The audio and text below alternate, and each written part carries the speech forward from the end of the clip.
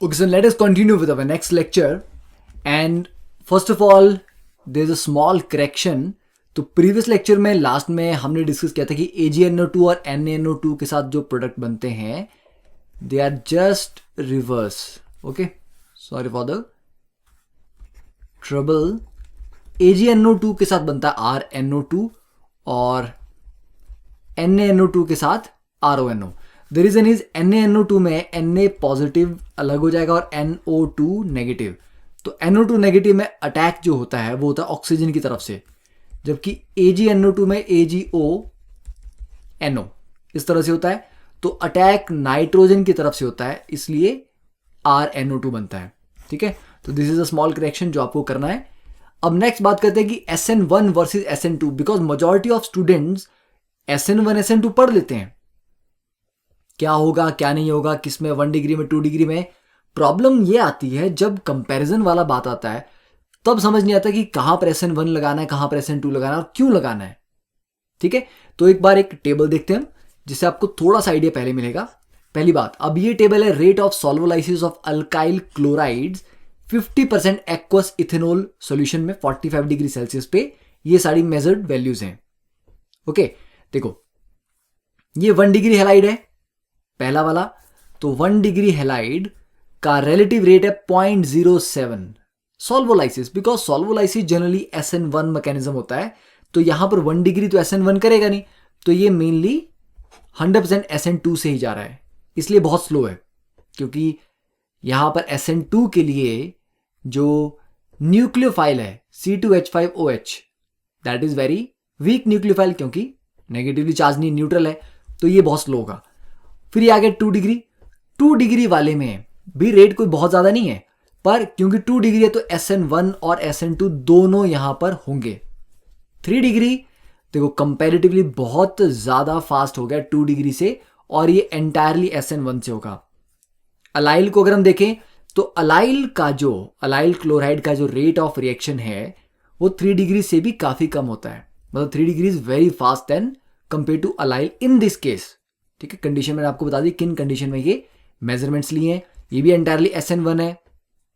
अब अलाइल में ये वाला भी अलाइल है, पर अलाइल वाली जो पोजीशन है वो आगे फर्दर सब्स्टिट्यूटेड है, तो ये सब्स्टिट्यूटेड अलाइल हुआ. सो दैट अब इसका रेट भी कंपैरेटिवली नॉर्मल अलाइल से 91 टाइम ज्यादा है. फिर एक और ग्रुप यहां पर लगा दो, डबल सब्स्टिट्यूशन, तो इसमें कंपैरेटिवली रेट बहुत बढ़ गया. क्यों? क्योंकि ये अलाइलिक भी है. अब जब क्लोरीन बाहर जाएगा यहां पॉजिटिव चार्ज आएगा, ये डबल बॉन्ड यहां जंप करेगा. ठीक है, तो रेजोनेंस भी हो रही है और यहां पर 3 डिग्री कार्बोकेटाइन भी बन रहा है. यहां पर क्या है, कार्बोकेटाइन पहले यहां बनेगा, जब क्लोरीन बाहर जाएगा ये बॉन्ड यहां जंप करेगा, तो यहां पे 2 डिग्री कार्बोकेटाइन प्लस रेजोनेंस. तो यहां पर 3 डिग्री भी है और रेजोनेंस भी है. यहां पे सिर्फ 3 डिग्री था, इसीलिए इस केस में रेट इतना ज्यादा हुआ. तो this is all entirely SN1. यहां पर आप बेंजीन ग्रुप लगा लोगे साथ में, तो बेंजीन में भी क्या होगा, फर्दर कॉन्जुगेशन होगी, तो उसका भी रेट काफी हाई है. तो ये हो गया relative rate. Okay, you can note it down. Now next is the structural variation for the SN1 and SN2 reactions. जब 1 डिग्री हैलाइड है हमारे पास तो SN1 नहीं होता, SN2 बहुत अच्छा होता है. RCH2X ये भी 1 डिग्री है, मतलब पहला वाला सिर्फ मिथाइल हैलाइड था, दूसरा वाला प्रॉपर 1 डिग्री है. इसमें भी SN1 नहीं होगा, SN2 ठीक है अच्छा होगा. Then R2CHX it's 2 degree halide. अब 2 डिग्री में SN1 भी होता है और SN2 भी होता है. Then comes the 3 degree halide जिसमें SN1 बहुत ज्यादा होगा, क्योंकि 3 डिग्री कार्बोकेटाइन काफी ज्यादा स्टेबल होता है, तो वेरी गुड SN1 में, बट SN2 नहीं होता. अलाइलिक में यस SN1 भी होता है, बट SN2 ज्यादा अच्छा होता है. Now this is the important point. Allylic दोनों देता है, पर SN2 कंपैरेटिवली ज्यादा अच्छा होता है, क्योंकि जो उसका पाई बॉन्ड है वो ट्रांजिशन स्टेट जो बनती है ना SN2 में, उसको स्टेबलाइज करता है. बेंजाइलिक में भी सेम चीज. तो अलाइल और बेंजाइल दोनों देते हैं, पर इसके SN2 कंपैरेटिवली ज्यादा अच्छा होता है. देन अल्फा कार्बोनिल, मतलब जिस कार्बन पे हेलोजन लगा है उसकी अल्फा वाली पोजीशन पे कार्बोनिल, ये SN1 बिल्कुल नहीं देगा. क्यों? X को निकालो, पॉजिटिव चार्ज आएगा, पॉजिटिव चार्ज के नेक्स्ट कार्बन पे विड्रॉइंग, मतलब पॉजिटिव चार्ज के साथ में विड्रॉइंग ग्रुप लगा हुआ है, तो कार्बोकेटाइन तो हाईली अनस्टेबल होगा। तो अल्फा कार्बोनिल एक वेरी इंपॉर्टेंट कैटेगरी है, SN1 नहीं देता और SN2 एक्सीलेंट ईल्ड है, बिकॉज ये जो C double bond keto group है ये इसकी ट्रांजिशन स्टेट को स्टेबलाइज करता है, ठीक है, इसका -I इफेक्ट।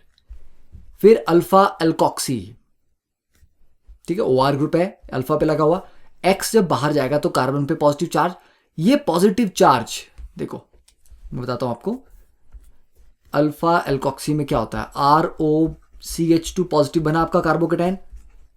अब ऑक्सीजन पे जो लोन पेयर था ये रेजोनेंस के through RO double bond CH2 बनाएगा तो स्टेबलाइज करेगा। इस केस में ऑल ऑक्टेट आर कंप्लीट, और ऑक्टेट स्टेबिलिटी सबसे इंपॉर्टेंट है, इसलिए कार्बोकेटाइन बहुत स्टेबलाइज हो रहा है। दैट इज वाई SN1 बहुत अच्छा है। जनरली बच्चे गलती कर जाते हैं कि OR है, -I ग्रुप है, SN1 नहीं होना चाहिए, बट रेजोनेंस की वजह से यहां पर कार्बोकेटाइन हाईली स्टेबल है। सेम अल्फा अमीनो में भी होता है, नाइट्रोजन का लोन पेयर रेजोनेंस करेगा तो इसमें SN1 एक्सीलेंट है, SN2 भी अच्छा होता है, राइट। तो just note down this table, this is a very very important table for you. Okay, अब नेक्स्ट स्टार्ट करते हैं अवर डिस्कशन ऑफ एलिमिनेशन रिएक्शन। तो बेसिक नॉलेज हमें हो गया, SN1 SN2 SNI का हमें हो गया। उसके ऊपर जो प्रॉब्लम प्रैक्टिस है वो आने वाले लेक्चर्स में हम काफी डिटेल में करेंगे, और कुछ आने वाले चैप्टर्स के भी हम रिएक्शन पढ़ेंगे। अल्कोहल के भी रिएक्शन अभी हम डिस्कस कर लेंगे, कुछ ईथर्स के कर लेंगे, कुछ जनरल रिएक्शन। तो मतलब जो भी SN1 SN2 से रिलेटेड हैं reaction, majority of them we will discuss in this chapter only, ताकि आगे के चैप्टर्स में आपको फिर जल्दी जल्दी से सिलेबस कवर होता जाएगा। देखो, एलिमिनेशन का मतलब क्या होता है, there is a loss of 2 atoms और ग्रुप्स फ्रॉम द सबस्ट्रेट, जिससे कि जनरली एक पाई बॉन्ड बनता है। तो elimination reaction generally accompany and compete with substitution, मतलब सब्स्टिट्यूशन के साथ साथ एलिमिनेशन के भी चांसेस रहते हैं, तो दोनों में कॉम्पिटिशन रहता है, और कभी कभी दोनों ही इकट्ठे होते हैं, थोड़ा एलिमिनेशन का प्रोडक्ट भी बनता है, थोड़ा सा सब्स्टिट्यूशन का प्रोडक्ट भी बनता है। अब देखो यहां पर एलिमिनेशन में क्या होगा, ये जिस कार्बन पे X लगा है, बगल वाले कार्बन पे H लगा हुआ है, और बेस की प्रेजेंस में होती है एलिमिनेशन, याद रखना है, ठीक है, बेस चाहिए होता है हमें। बेस क्या करता है, बेस यहां से H निकालेगा, ये बॉन्ड यहां शिफ्ट होगा और X अपना इलेक्ट्रॉन लेके बाहर जाएगा, तो मतलब ये HX निकल जाएगा, HX निकल जाएगा, तो कार्बन कार्बन के बीच में आएगा डबल बॉन्ड, प्लस बेस लेके गया था H को और X नेगेटिव अलग निकल गया था, राइट। तो ये जनरल हम इस तरह से रिप्रेजेंट कर सकते हैं एलिमिनेशन रिएक्शन को। अब एलिमिनेशन की फर्दर 3 टाइप्स हैं mainly, E1 E2 E1CB। E1 मतलब एलिमिनेशन यूनिमॉलिक्यूलर, इसका ऑर्डर 1 है।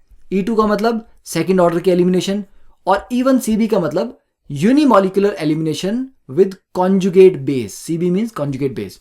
Okay, now note it down. देखो, अब एलिमिनेशन में जो सबसे ज्यादा कॉमनली आपको रिएक्शन मिलेगा उसको बोलते हैं डीहाइड्रोहेलोजिनेशन।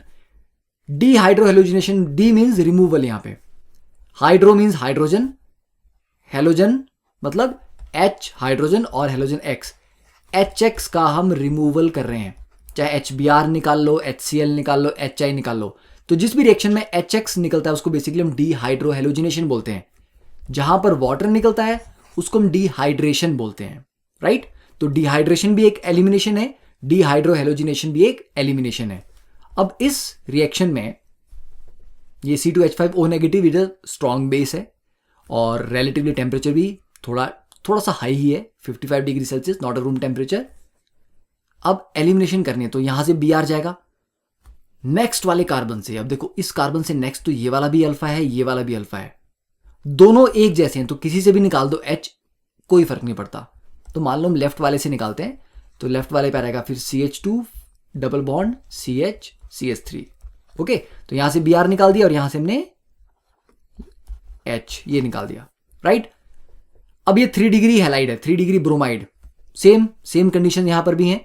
तो इस कार्बन से ब्रोमीन, और तीनों जो साथ में कनेक्टेड है मिथाइल ग्रुप है, तो तीनों में से किसी भी एक से H निकाल देंगे। ओके, साथ में क्या बनेगा, H को कौन निकाल रहा है, ये C2H5O नेगेटिव बेस, तो वो बनाएगा फिर C2H5OH प्लस Br नेगेटिव अलग निकल जाएगा। ठीक है, सेम चीज यहां पर भी C2H5OH plus Br negative, right. तो डिहाइड्रो हेलोजिनेशन का कॉन्सेप्ट क्लियर है। अब कभी कभी आपने टर्म पढ़ी होगी बीटा एलिमिनेशन या 1,2 एलिमिनेशन, इसी को बोलते हैं। तो कार्बन पे जो हेलोजन है that is our leaving group. Okay, leaving group वाले कार्बन को बोल दिया हमने अल्फा, उसके अगले वाले कार्बन को बोल दिया बीटा। तो अल्फा और बीटा से दोनों चीजें निकल रही हैं। अल्फा वाले कार्बन से लिविंग ग्रुप गया, बीटा वाले से H गया, इसीलिए इसको बीटा एलिमिनेशन बोलते हैं, राइट। या इस कार्बन को 1 बोल दो तो इसको 2 बोल देंगे, इसको 1,2 एलिमिनेशन भी बोलते हैं। ठीक है, क्लियर है।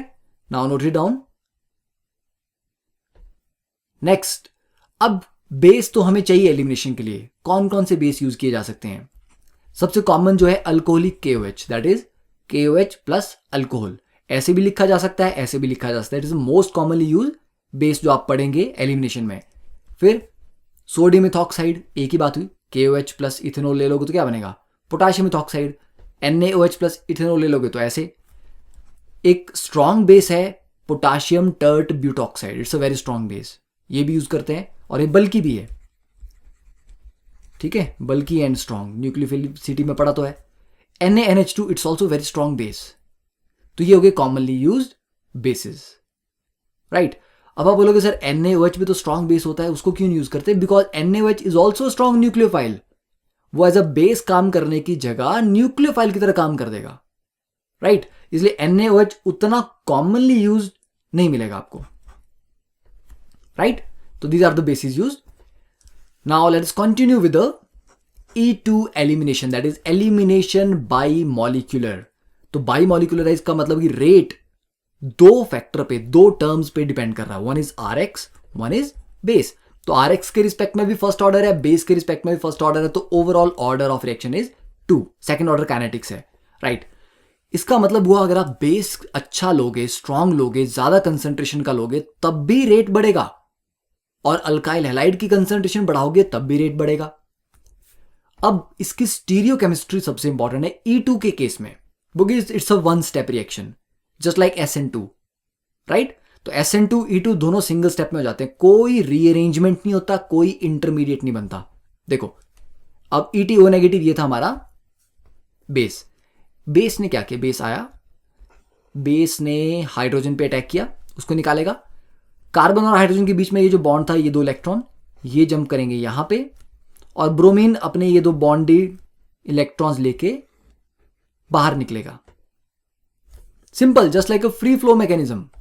ठीक है, फ्री फ्लो में मतलब जैसे पानी फ्लो करता है ना, just like a free flow mechanism, ऊपर से नीचे की तरफ। तो ये बड़ा इंपॉर्टेंट है, मैं समझाऊंगा आपको इसको फ्री फ्लो मैकेनिज्म का क्या फायदा है। तो बेस और H के बीच में बॉन्ड बनना है, तो यहां देखो बेस और H के बीच में पार्शियल बॉन्ड बना ट्रांजिशन स्टेट में। H और कार्बन का बॉन्ड अब पार्शियली मतलब थोड़ा बहुत टूट चुका है। अब यहां पर कार्बन कार्बन के बीच में डबल बॉन्ड पार्शियली आ चुका है, और कार्बन और ब्रोमीन का बॉन्ड पार्शियली टूट रहा है, क्लियर। और उसके बाद फाइनली जब बॉन्ड टूट जाएंगे, नए बॉन्ड बन जाएंगे, तो हमारे पास आ जाएगा ये CH2 डबल बॉन्ड CH3। तो this is the E2 reaction, one step done. तो it's a one step concerted mechanism, anti coplanar transition state of halide. देखो ब्रोमीन और हाइड्रोजन का आपस में रिलेशन क्या है? एंटी है, क्योंकि ब्रोमीन नीचे की तरफ है, H ऊपर की तरफ है, पर है सेम प्लेन में। ठीक है ना, है दोनों सेम प्लेन में, पर एक ऊपर की तरफ और एक नीचे की तरफ है, जस्ट लाइक ए ट्रांस पढ़ा है ना आपने, सिस ट्रांस वाला। तो ये है एंटी कोप्लेनर ज्योमेट्री। तो ये एंटी कोप्लेनर चाहिए होती है।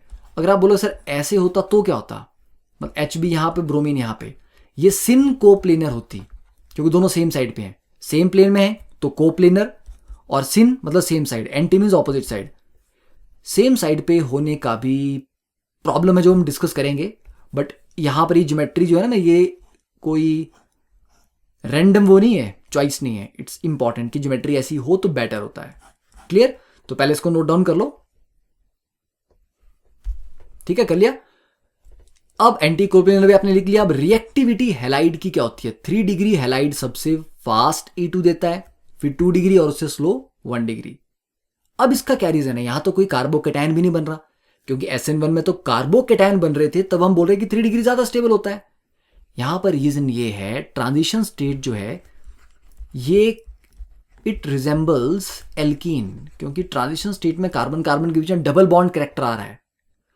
डबल बॉन्ड कैरेक्टर में क्या है, अगर आपका 3 डिग्री हैलाइड होगा तो ज़्यादा अल्काइल ग्रुप्स लगे होंगे।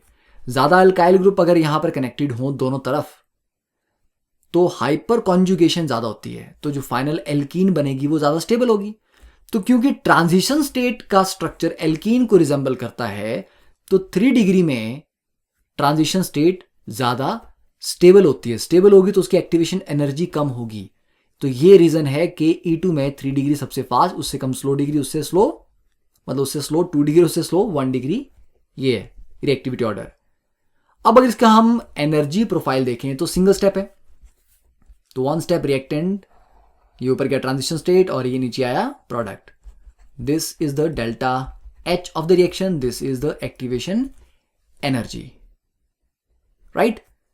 नाउ अब इसमें क्या हमें मिक्सचर ऑफ प्रोडक्ट मिल सकते हैं? Yes, definitely. कैसे? देखो, अब ये हमारे पास हैलाइड है, ब्रोमीन तो निकलेगा।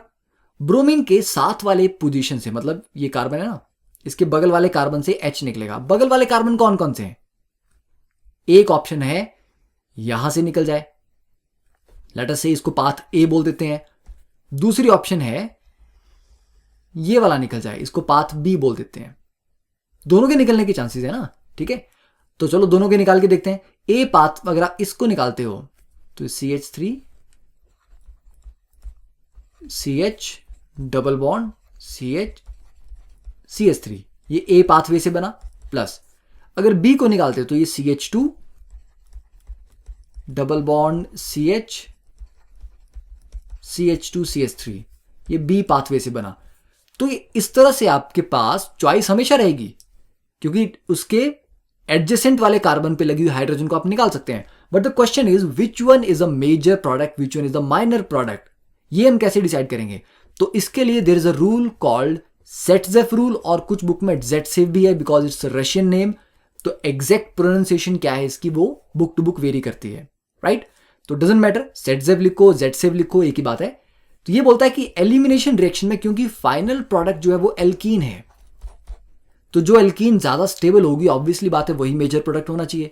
तो इन दोनों में कौन सी एल्कीन आपको ज्यादा स्टेबल लग रही है? फर्स्ट वन, बिकॉज इसमें 6 बीटा हाइड्रोजन है तो ज्यादा हाइपर कॉन्जुगेशन होगी। इसमें सिर्फ 2 बीटा हाइड्रोजन है, कम हाइपर कॉन्जुगेशन होगी। तो this is the major product and this one is minor product, ठीक है। तो मेजर माइनर बता सकते हैं हम। तो जब मल्टीपल एल्कीन बन सकती हो तो we go for more substituted alkene. तो इस रिएक्शन में अगर हमें बनाना हो, देखो इस पे ब्रोमीन लगा है, अब एडजेसेंट ये वाला कार्बन भी है ये वाला भी है, दोनों एक जैसे सिमेट्रिकल है। यहां पे लगा हुआ H निकाल लो या यहां पे लगा हुआ H निकाल लो। लेट अस से हम ये वाला H एक बार निकालते हैं। दूसरा, ये वाला कार्बन भी तो एडजेसेंट है, इस पे लगा हुआ H भी निकाला जा सकता है। तो जो 2 पॉसिबल आंसर्स हैं, यहां वाले से H निकल जाएगा, यहां से Br निकल जाएगा, तो यहां आ गया डबल बॉन्ड और CH3 प्लस ये जो CH3 था इससे H चला जाएगा, तो ये डबल बॉन्ड CH2। अब इनमें पहला वाला जो स्ट्रक्चर है it is more alkylated alkene. तो this is our major product and this is our minor product. Clear? तो नोट इट डाउन। अब बात करते हैं स्टीरियो केमिस्ट्री की, जो आपको मैं एंटी कोप्लेनर और सिन कोप्लेनर बता रहा था, वो आपको यहां दिखेगा कि कैसे उसका इफेक्ट पड़ता है। देखो, ये फ्रंट वाला कार्बन था जिसपे एक H लगा है, और पीछे वाले कार्बन को मतलब ये न्यूमैन प्रोजेक्शन में ड्रॉ किया हुआ है, तो ये पीछे वाला उसके साथ वाला कार्बन है, उस पर X लगा है। अब देखो, ये होती है एंटी कोप्लेनर की, H ऊपर की तरफ है X नीचे की तरफ है, पर दोनों हैं सेम प्लेन में, राइट। तो इनके बीच एंगल कितना है? Dihedral angle is 180 degree. अब इसका बेनिफिट क्या है कि जब बेस आएगा H को निकालेगा तो ये वाला बॉन्ड, ये 2 इलेक्ट्रॉन यहां जंप करेंगे, X अपने 2 इलेक्ट्रॉन लेके निकल जाएगा। बेस का किसी के साथ यहां पे हिंड्रेंस नहीं क्रिएट होती, तो इट्स लोअर, ये आपको लोअर एनर्जी ट्रांजिशन स्टेट देता है ये अरेंजमेंट। अगर हाइड्रोजन और हेलोजन दोनों सेम प्लेन में हो और सेम साइड पे हो, सिन कोप्लेनर, तो बेस और हेलोजन, क्योंकि हेलोजन का भी साइज बड़ा होता है और उसके पास भी 3 लोन पेयर होते हैं, तो बेस और हेलोजन के इलेक्ट्रॉन क्लाउड्स आपस में रिपेल करते हैं, जिससे कि हायर एनर्जी ट्रांजिशन स्टेट बनती है और रिएक्शन फेवरेबल नहीं होता।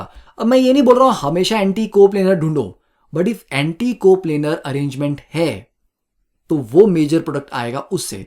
कभी कभी क्या होता है, ज्योमेट्री रिजिड होती है, एंटी वाला है ही नहीं ऑप्शन, तो आपको सिन वाले से ही करनी पड़ेगी टू एलिमिनेशन। बट अगर एंटी कोप्लेनर मिलता है तो हम सिन वाले को अवॉइड करते हैं, तो वो माइनर बनेगा और एंटी वाले से मेजर प्रोडक्ट बनेगा। ठीक है, got it? Now note it down.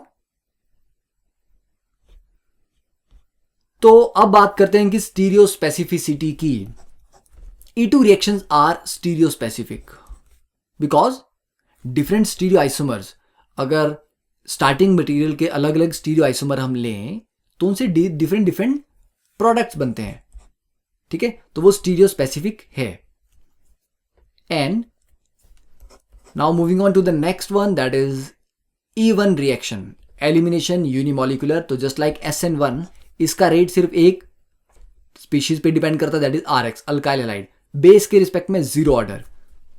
ठीक है, तो base is not a base, अगर रेट इक्वेशन में नहीं है it mean base is not involve in rate determining step. Slow step में बेस था ही नहीं, उसका कोई काम ही नहीं था, तो आप strong base low, weak base low, doesn't matter, क्योंकि काम ही नहीं है उसका।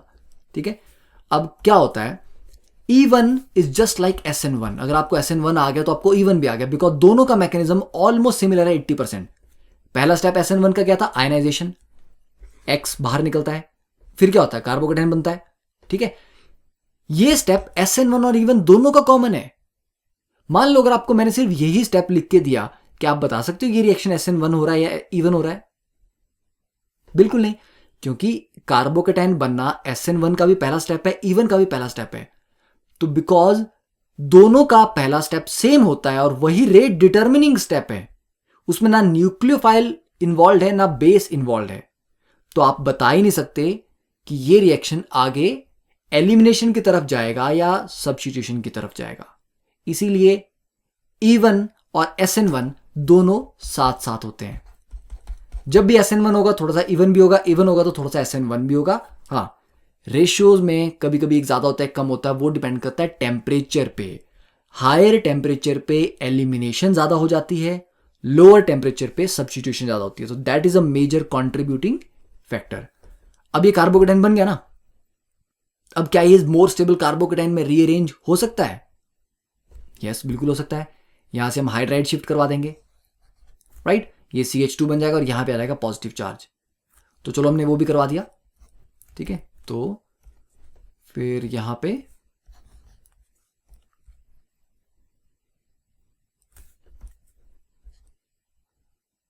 यहां H, एक और H, एक CH3। ठीक है, ये करवा दिया और यहां पे आ गया पॉजिटिव चार्ज। अब इस कार्बोकेटाइन पे अगर न्यूक्लियोफाइल अटैक कर जाए तो वो SN1 हो जाएगा, और अगर बेस अटैक कर जाए, बेस क्या करता है, बेस बगल वाले कार्बन से H निकाल लेता है। मान लो बेस ने ये वाला H निकाल दिया, ये बॉन्ड यहां शिफ्ट करेगा और CH3C CH3 double bond CH CH3, ये आ गया एलिमिनेशन प्रोडक्ट। ठीक है, तो अगले स्टेप में होता है मेन डिसाइडिंग फैक्टर कि बेस काम कर लेगा तो एलिमिनेशन और न्यूक्लियोफाइल काम करेगा तो सब्स्टिट्यूशन। क्योंकि और ये जो दूसरा स्टेप है ये रेट डिटर्मिनिंग नहीं है, इसलिए एलिमिनेशन और सब्स्टिट्यूशन दोनों के चांसेस काफी अच्छे होते हैं, तो दोनों कट्टे कट्टे होंगे। ओके, लिख लो इसको। और अच्छा, सिर्फ यही नहीं बन सकता, एक और चीज भी है। बेस सिर्फ इसी H को नहीं एब्स्ट्रैक्ट करेगा, बेस यहां वाले H को भी एब्स्ट्रैक्ट कर सकता है ना, इस तरफ जो है। तो आपको एक और प्रोडक्ट मिल सकता है, CH2 डबल बॉन्ड CCH3। ठीक है, ये मिल गया, पर ये माइनर है क्योंकि ये लेस सब्स्टिट्यूटेड एल्कीन है और ये मेजर है, ये मोर सब्स्टिट्यूटेड एल्कीन है। तो सेटजेव रूल E1 पे भी लगता है, E2 पे भी लगता है। जहां पर भी आपके पास मल्टीपल एल्कीन्स बन रही हैं, more substituted will be the major product. Note it down now. ठीक है, अब ये भी लिख लो कि E1 reaction almost always competes with the SN1 and mixture of products of one results. तो अगर हमारे पास ये 3 डिग्री ब्रोमाइड है, इसको इथेनॉल से ट्रीट कर रहे हो, आप हीट कर रहे हो, इथेनॉल स्ट्रॉन्ग बेस है कि वीक बेस है? Weak base. इथॉक्साइड रहते तो स्ट्रॉन्ग बेस होता, तो E2 के चांस, तो क्या होता है, स्ट्रॉन्ग बेस लोगे आप तो E2 के चांस बढ़ जाएंगे, वीक बेस लोगे तो E1 को डायरेक्टली कोई फायदा नहीं है क्योंकि बेस उसके रेट डिटर्मिनिंग स्टेप में नहीं आता, पर E2 के चांस कम हो जाएंगे तो ऑब्वियसली फिर चांस किसका बचेगा? E1 का। तो अगर एलिमिनेशन होनी है फिर वीक बेस के साथ तो E1 से ही होगी, और E1 से जब जब होगी SN1 भी होगा साथ में। तो देखो पहला स्टेप हो गया हमारे पास कार्बोकेटायन बनने का, ये बन गया। अब कार्बोकेटायन पे C2H5OH एज ए न्यूक्लियोफाइल काम कर दे तो क्या हो जाएगा? OC2H5, तो होगी सब्स्टिट्यूशन, और C2H5OH एज अ बेस काम कर ले जो कि बहुत वीक बेस है, तो उसके नेक्स्ट वाले कार्बन से H निकाल लेगा, तो CH3C double bond CH2 CH3, ये एक ही पॉसिबिलिटी है इसमें, ठीक है, क्योंकि तीनों तरफ CH3 लगे हुए हैं। तो ये E1 प्रोडक्ट है और ये SN1 प्रोडक्ट है, दोनों मिल सकते हैं। क्लियर? Note it down. फिर नेक्स्ट बात करते हैं इसकी energy profile diagram. Stereo chemistry तो हो गई इसका। Energy versus reaction coordinate. तो पहले स्टेप में कार्बोकेटायन बनेगा जस्ट लाइक SN1, सेम चीज। अगले स्टेप में कार्बोकेटायन नेक्स्ट वाले कार्बन से H पॉजिटिव लूज करता है और फाइनली एल्कीन मिल जाती है। And reactivity again same SN1 की तरह, 3 डिग्री सबसे फास्ट क्योंकि उसमें ज्यादा स्टेबल कार्बोकेटायन है, फिर 2 डिग्री, फिर 1 डिग्री। डन।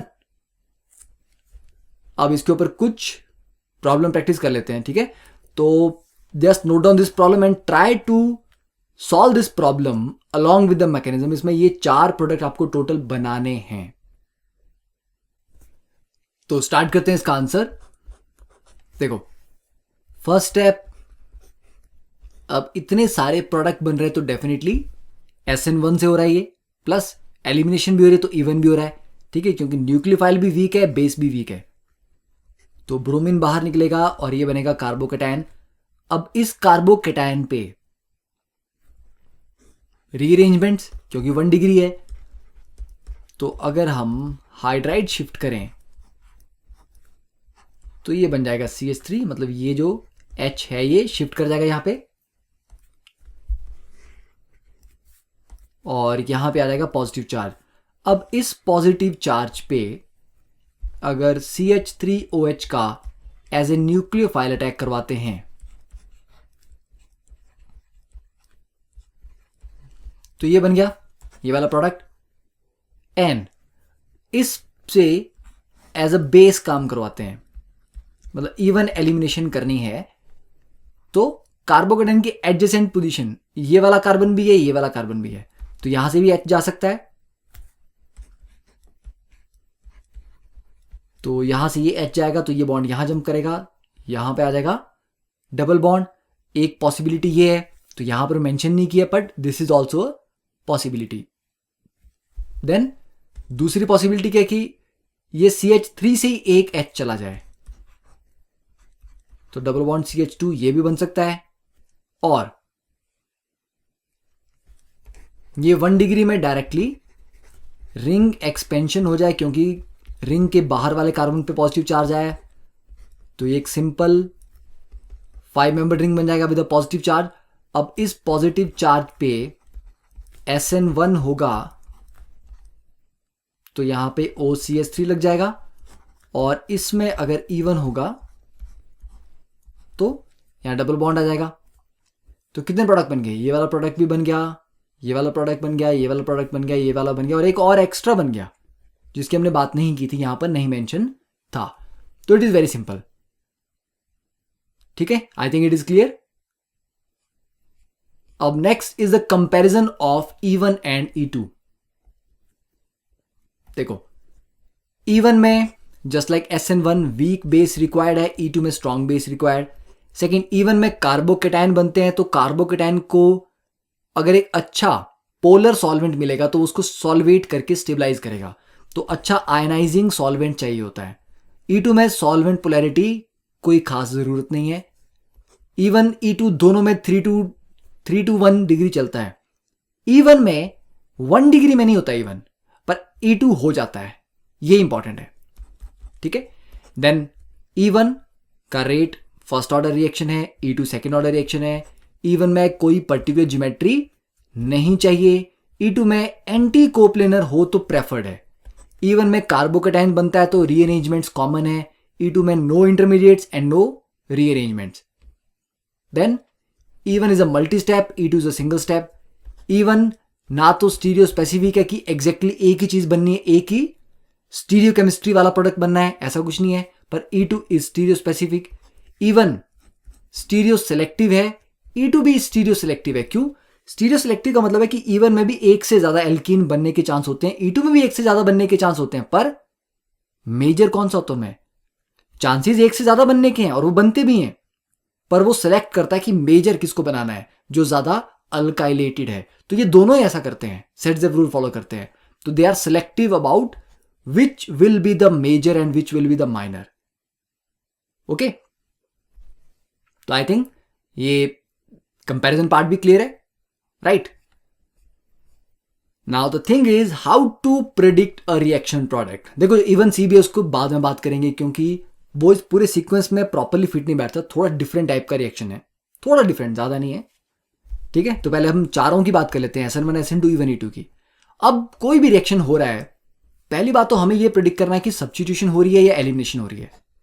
फिर सब्स्टिट्यूशन में हमें बताना होता है कि SN1 हो रहा है या SN2 हो रहा है, एलिमिनेशन में E1 हो रहा है या E2 हो रहा है। ये हम कैसे प्रिडिक्ट करेंगे? तो इसके लिए कुछ स्टेप्स देखते हैं। First is check out the strength of base या जो न्यूक्लियोफाइल आपके पास है। अगर वो स्ट्रांग है तो SN2, अगर आप सब्स्टिट्यूशन वाले पाथ पे जाते हो, मतलब स्ट्रांग का मतलब वो न्यूक्लियोफाइल स्ट्रांग है तो SN2 के चांस ज्यादा है, और वो बेस स्ट्रांग है तो E2 के चांस ज्यादा है। पर अगर वो वीक है तो फिर SN1 और E1 दोनों ही हो जाएंगे। फॉर एग्जाम्पल ये लिया हमने ब्रोमाइड जो कि 2 डिग्री है। अब आपने यहां ले लिया सोडियम मिथॉक्साइड जो कि एक स्ट्रांग बेस भी है और स्ट्रांग न्यूक्लियोफाइल भी है। तो इसमें क्या होगा? 2 डिग्री था तो 2 डिग्री में ये स्ट्रांग है, तो यहां पे OCH3 ये बन सकता है SN2 से, प्लस ये बन जाएगा E2 से। एक और प्रोडक्ट भी तो बन जाएगा ना E2 से, क्योंकि बगल वाला ये वाला H भी जा सकता है और ये वाला यहां वाला H भी जा सकता है, ये वाला। ठीक है, पर ये माइनर होगा, ये मेजर होगा, तो SN2 और E2 दोनों हो सकते हैं। अब पॉइंट इज मेजर प्रोडक्ट कौन सा होगा? अगर हीट किया है तो एलिमिनेशन ज्यादा होती है, अगर नहीं किया रूम टेम्परेचर तो सब्स्टिट्यूशन ज्यादा होती है। ठीक है, हाँ, और सोडियम मिथॉक्साइड की जगह आप टर्ट ब्यूटॉक्साइड लेते तो वो बड़ा पुअर न्यूक्लियोफाइल होता और बहुत स्ट्रांग बेस होता, फिर E2 ही मेजर होना था। सेकेंड केस में CH3OH, तो वहां पर क्या होगा? यहां लग जाएगा OCH3, क्योंकि 3 डिग्री में रीअरेंज, मतलब इसमें रीअरेंजमेंट को तो कोई चांस नहीं है कि ज्यादा स्टेबल कार्बोकेटाइन बन जाए SN1 से, और यही सारे प्रोडक्ट E1 से भी बन जाएंगे। ठीक है, तो ऐसे तो पहले चेक कर लेना है कि स्ट्रेंथ ऑफ बेस या न्यूक्लियोफाइल क्या क्या है। फिर उसके बाद सेकेंडली आपने देखना है कि अब आपके पास 1 डिग्री है या 2 डिग्री है या 3 डिग्री है। तो जो प्राइमरी हैलाइड्स हैं वो तो SN2 ही देंगे मेनली, ओकेजनली E2 देते हैं वो, ओकेजनली। क्यों? क्योंकि SN2 के लिए ऑर्डर है 1 डिग्री फिर 2 डिग्री फिर 3 डिग्री, E2 के लिए 3 डिग्री फिर 2 डिग्री फिर 1 डिग्री, और E1 और E2 को, सॉरी E1 और SN1 को तो बाहर कर लो क्योंकि वो 1 डिग्री में करेंगे नहीं कुछ भी, तो 1 डिग्री में ज्यादा चांस SN2 का रहता है, और अगर एलिमिनेशन होनी ही है तब जाके E1 से होगी। तो ये एक 1 डिग्री हैलाइड है, CH3O negative, it's a good nucleophile, तो यहां E2 कम होगा और SN2 ज्यादा होगा। और अगर कर ही लेना है E2 तो थोड़ा सा कर सकते हैं, पर वो माइनर प्रोडक्ट। अब टर्ट ब्यूटॉक्साइड ले लिया अगर आपने, अब ये न्यूक्लियोफाइल तो बहुत पुअर है क्योंकि बल्कि है, पर बेस बहुत स्ट्रांग है और हीट भी किया। हीट करने पे फिर एलिमिनेशन प्रोडक्ट ज्यादा हो जाता है। तो ये E2 and this will be the major product, ठीक है। प्लस सब्स्टिट्यूशन होगी क्या, 1 डिग्री है, चलो थोड़े बहुत कर देते हैं। ये SN2 और ये हो जाएगा माइनर, ठीक है। AgNO3, अब AgNO3 में मैंने आपको कहा था कि जहां पर चांसेस नहीं भी होते हैं रिएक्ट करने के, वहां पर भी SN1 ये करवा देता है। और हीट भी कर रहे हो, CH3OH भी है, तो फिर यहां पे पहले कार्बोकेटाइन बनेगा, फिर थोड़ा सा वो रीअरेंज कर जाएगा। एक ये वाली एलिमिनेशन आ सकती है E1 से, प्लस ये आ सकता है SN1 से, ठीक है। E2 में ये वाला प्रोडक्ट बन सकता है, ये वाली एल्कीन नहीं, क्योंकि यहां से Br जाएगा, नेक्स्ट वाली पोजीशन से H जाएगा, कोई रीअरेंजमेंट नहीं हो सकता, तो यहीं पर डबल बॉन्ड आने के चांसेस हैं, ठीक है। तो ये चेक कर लिया फिर उसके बाद कि प्राइमरी हैलाइड है, सेकेंडरी है, क्या है। अब अगर टर्शरी हो, देखो सेकेंडरी में तो सारी ऑप्शन खुली होती है क्योंकि secondary E1 E2 SN1 SN2 सबसे रिएक्ट कर सकता है, ठीक है। तो उसमें आपको खुद प्रैक्टिस करके समझना पड़ेगा। अब अगर टर्शरी हैलाइड की बात करें तो 3 डिग्री में SN2 तो आउट हो गया, उसका तो चांस ही नहीं है। बचे E1 E2 SN1। Strong base लोगे और हीट करोगे तो E2, वीक बेस लोगे तो SN1 और E1 दोनों हो जाएंगे। जैसे कि ये 3 डिग्री हैलाइड है, CH3O नेगेटिव, स्ट्रॉन्ग बेस है, तो ये बन गया E2 एलिमिनेशन मेन प्रोडक्ट। और अगर वीक लोगे तो यहां पे E1 प्लस SN1 प्रोडक्ट बन जाएगा, दैट इज एक बार तो आपका यही बन जाएगा, प्लस दूसरी बार OCH3, right. And next point is कि हाई टेम्परेचर, आपको मैंने पहले बता दिया कि हाई टेम्परेचर पे एलिमिनेशन फेवर होती है over substitution. Now next is the question number 29। Predict the products of E one elimination of following compounds, ठीक है। Now just note down this question, we will discuss in the next lecture. ये हो गया। Then question number 30 and question number 31, ठीक है। Then question number 32 भी note down कर लो, no problem. And चलो कर ही रहे तो क्वेश्चन नंबर 33 भी कर लो, ठीक है। इतना काफी है। तो we will start with the discussion of these problems in next lecture, और फिर बात करते हैं कुछ और प्रॉब्लम की जहां पर हम चारों को कंपेयर करेंगे कि SN1 SN2 E1 E2 में चारों में क्या हो रहा है। कुछ एडिशनल रिएक्शन भी हम देखेंगे along with some previous year fun do problems of IIT, right. So be prepared for the next lecture, और वो क्वेश्चन नंबर 23 भी करना है, ठीक है। Yes, I remember that. चलो see in the next lecture, thank you, have a nice day.